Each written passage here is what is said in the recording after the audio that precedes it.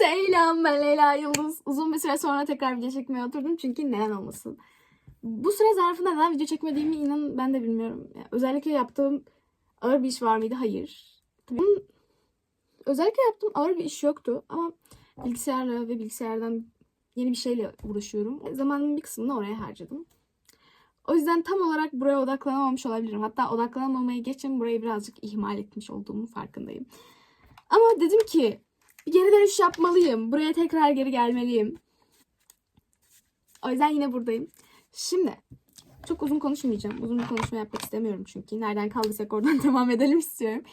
Öncelikle bugün anlatacağımız olay, başlığa ne koydum bilmiyorum ama benim şehir dışından arkadaşım geldi, tamam mı?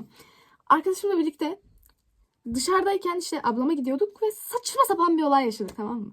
Yaşadığımız bu saçma sapan olayı sizinle de paylaşmak istiyorum ki tecrübeli olun, deneyimli olun ve bizim kadar iyi niyetli olmayın, tamam mı? Söylerken çok utanıyorum ama hep iyi niyetimizden kaybettik. Neyse. Biz bir yerden başlayalım. Kış olması güneş kremi sürmeyeceğim anlamına gelmiyor.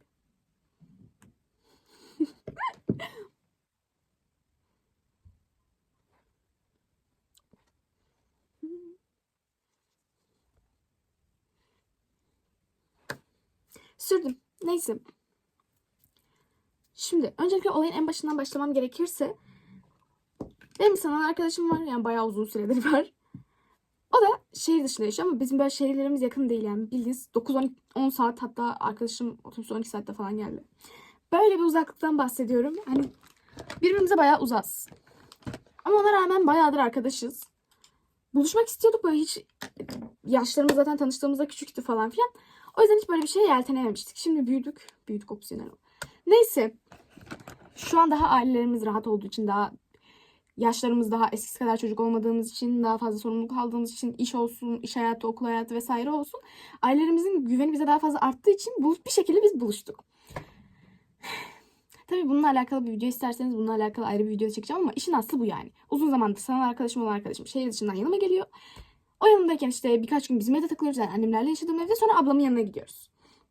Ablamla da takılacağız işte. Çünkü benim o arkadaşım böyle ablam, kardeşim, annem, baba herkes tanıyor, tamam mı? Aynı şekilde onu da, evindeki herkes beni tanır. Çünkü dediğim gibi bayağı uzun süredir arkadaşız. Kapatıcıyı bu arada her yerime sürmeyeceğim. Böyle birkaç tane sadece kapatmak istediğim bölgeye süreceğim. Tamam. Göz altlarımı kapatmadım, hep soruyorsunuz. Neden göz altlarını kapatmıyorsun? Neden göz altlarını kapatıyorsun? Neden kapatayım ki? Benim için gözaltı morlukları bir kusur değil. Neden kusur değil? Yani baktığın zaman aslında bayağı bir gözaltı morluğum var. Ama ben bayağıdır böyle, yani ben de bunlar. Çünkü her zaman bir vitamin eksikliğim, her zaman bir şeyim olduğu için hiç geçmediler. Çocukluğumdan beri varlar. O yüzden yüzümde gözaltı morluklarını görmeye o kadar alıştım ki gözaltı morluklarım artık benim için bir kusur değil. Hatta kapatıcıyla kapattığım zaman böyle gözüme çok farklı geliyor. Bayağı farklı geliyor. Bir kere kapatmayı denemiştim çok istendiği için ama hiç hoşuma gitmedi. O yüzden bir daha yapacağımı pek düşünmüyorum. Sadece özel günlerde çok bir tık ağır makyaj yapmak istediğim zaman kapatıyorum. O da hani makyaj yaptığım belli olsun diye. Neyse. En güzel ve en sevdiğim aşamaya geçiyoruz. Aldık. Kalktık, gidiyoruz. Metrodayız falan. İndik. Bir sürü yeme içme yerlerinin olduğu meydan gibi bir ortam var, tamam mı? Orada da bir sürü çocuk gördük.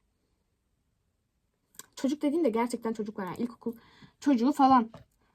Arkadaşım dedik kanka bak şuraya, kanka şuraya bir bak ne oluyor falan filan. Baktık çocuğu diyorlar, tamam mı? Ama böyle 3-5 kişi, hepsi erkek bu arada. Neyse 3-5 kişi böyle girmişler, tamam mı? Bir tane çocuğu dövüyor. Ötekileri çocuk hepsinden büyük bu arada yaş olarak. Atıyorum onlar 6-7 ise, belki o kadar küçük değillerdir bilmiyorum. O dövdüğü çocuk da 8 falan. Ama işte 5-6 tane çocuk dövüş öyle olmuyor.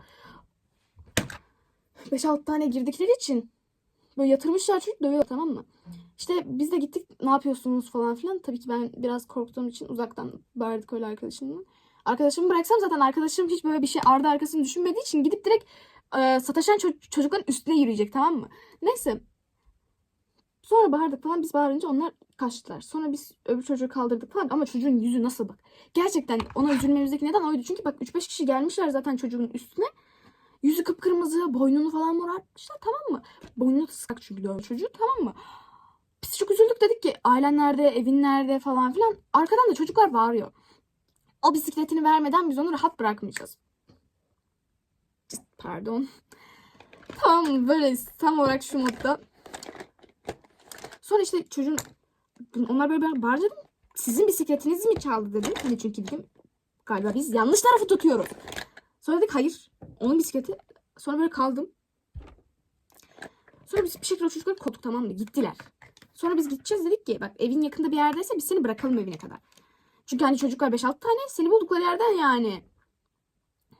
Kabul etmedi. Dedi ki yok abla benim servisim var, servisim gelecek falan filan. Ben dedim ki madem bekleyeceksin şu meydan dedim ya, o kalabalık alanda bekle. Hani en azından gelip sana bir şey yapamasınlar, tamam mı? Sonra işte ailesinin, ben kaş altlarıma da sürüyorum çünkü neden olmaz.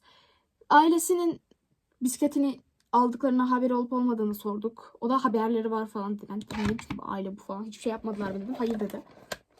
Yani sonra biz bir şekilde çocuğu bıraktık, çocuğu gidiyoruz, tamam mı? Biz gidiyoruz işte. Çocuğun şey yapan çocuklar, sataşan çocuklar bize dedi işte çocuk işte ananıza sövüyor falan. Biz dedik alaka yani falan olduk böyle, tamam mı? Sonra orada yatan çocuk biz yürürken bizim önümüzden geçip onlarla tokalaştı. Bak ya gerçekten böyle kulağa söyleyince çok saçma geldiğini farkındayım ama bak burada yatıyor, biz çocuğu kontrol ettiğimiz çocuk kalktı. Yürüye önümüzden geçti çünkü bizim elimizde bavullar vesaire bir şeyler var. Önümüzden geçti. Önündeki ona sataşan çocuklarla sıkıştı, görüştü. Bak arkadaşımla şu şekiliz. Böyle kaldık, tamam mı? Sonra işte sövdüler bizim arkamızdan bayağı bir. Anamıza sövdüler, birbirimize sövdüler. Sövdüler, tamam mı? Arkadaşım bıraksana, zaten arkadaşım bunların üstünde çullanacak, tamam mı? Ama işte bela istemiyorum çünkü mülteciler. Ben dedim ki kanka bırak, zaten şuradan otobüse bineceğiz, gideceğiz. Ama nasıl sövüyorlar, tamam mı? Ne kadar terbiyesizce konuşuyorlar işte. Bir an korktum zaten üstümüze yürüyecekler. Hadi abla diyorsun ki 7-8 yaşlarındaki çocuklar sana ne yapabilir? Şimdi bunlar mülteciler. Yanlarında ne olduğunu bilmiyorum. Belki bir şey çıkarıp bize zarar verebilirler. Çocuk olmaları bir şey değiştirmiyor, biliyorsunuz ki 5-6 yaşlarında çocuklarını da görüyoruz. Aynı şekilde kesici aletler de taşıdıklarını görüyoruz. O yüzden ben de dedim ki kanka ne oldukları belli değil. Biz en iyisi çok da bulaşmadan, çok da yanaşmadan gidelim. Biz bıraktık gittik, tamam mı? Bize çok dalaşmak istemediğimiz için bıraktık gittik. Ama çok saçma bir olaydı yani. Hani çocuğu görüyorlar sandık, gittik kurtaracağız ayağını, kaldırdık çocuğu, ayırdık onları. Ama gelsen çocuk teşekkür edeceğin yerde bizim bebeğimizi fret yani. Da anlamadığım bir şey var, tamam mı? Daha önce böyle bir şeyle karşılaştırırsanız açıklığa kavuşturmama yardım ederseniz çok sevineceğim. Çünkü ben kendi kafamda anlamlandıramıyorum. Hani bu çocuk işte bisikletimi aldılar diyor bize. Onlar bisikletini vermeden bırakmayacağız diyorlar.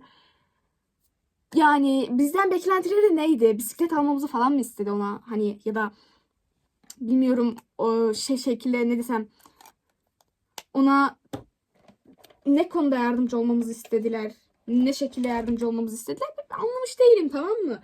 Arkadaşımla konuşuyoruz. Kendi aramızda kafamızda tartıyoruz ama mantıklı bir açıklama bulamıyoruz. Çünkü o çocuğun bizden alacağı ne olabilir? Biz alt tarafı metrodan çıkmış iki genciz, tamam mı? Metro çıkışında böyle bir olay çıkararak hadi bizden demeyelim. Hadi biz denk geldik onların şansına. Karşıdaki insandan beklentileri ne? Bilmiyorum, saçmaydı. Ama işte biz çocuk, hani dedim ya 7-8 yaşında çocuk, biz bunu evine götürmeyi, bırakmayı teklif ettik. İşte seni şöyle yapalım, böyle yapalım, yardımcı olalım falan. Biz zaten üzüldüğümüz için çocuğa yardımcı olmayı teklif ettik. Hani biz bıraksaydık bu çocuğu evine, başımıza ne gelecekti, ne olacaktı? Yani bırakın, tamam mı? Birbirini varsa dövsünler. Yesinler birbirlerini de kendi başınıza bir şey gelmesin. Tamam, yardım etmek lazım böyle durumlar ama polisi arayın. Biz mesela kendi kendimize gidip de ortalığa dalıp da onları kovacağımıza gidip polisi arasaydık.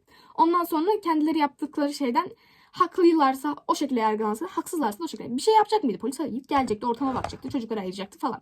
Ama biz bunu kendimiz yapmaya çalışırken başımıza bir şey gelebilirdi, anladın mı? 5-6 yaşındaki çocuklar, 5-6 diyorum bak, 6-7-8 de galiba ya. Benim yaş algım çok kötü de neyse. İlkokul çocukları falan işte. 7-8 yaşındaki çocuklar bize bir şey yapamayabilir ama işte biz dediğim gibi çocuğu evine bırakmayı teklif ettik. İşte ailesinin yanına götürmeyi teklif ettik. Belki bu çocuk bizi sürükleyip başka bir yere götürecekti. Biz de çocuk nasıl olsa diyerekten. Yani. O yüzden böyle bir şey oluyorsa tamam, müdahale etmeyin demiyorum ama edecekseniz polisi arayın, anladın mı? Kendiniz girişmeyin işin ortasına. Bizim gibi kendiniz girişirseniz böyle sonra da ananıza söylerler, orada olduğunuz gibi kalırsınız.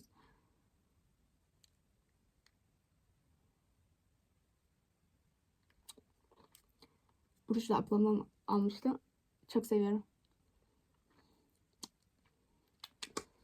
Neyse, dediğim gibi sana arkadaşım oradan buraya geldiğinde çok güzel şeyler görmedi diyemem ama böyle saçma şeyler de yaşadık yani.